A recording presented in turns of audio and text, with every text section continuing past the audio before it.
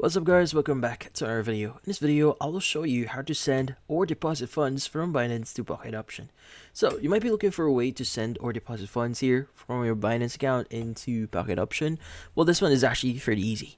So the great thing about Pocket Option here is you can actually deposit cryptocurrency, which in this case, what you are currently holding right now in your Binance account. So you want to go to the left side here, you want to go to Finance in your Pocket Option account, and you want to go and choose Deposit.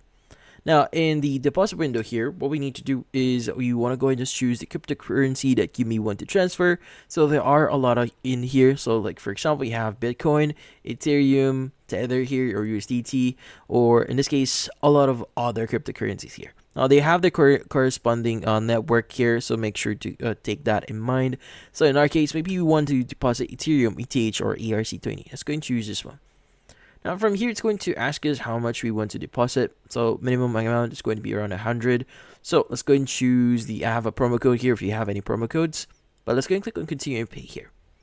Now in the next window here, you should be able to see the address for your account. So you could go and click on copy, or you could go and save the QR code here that you currently have. But next thing that you want to do is you want to head over into Binance. Now you want to go to Binance here, log in into your account.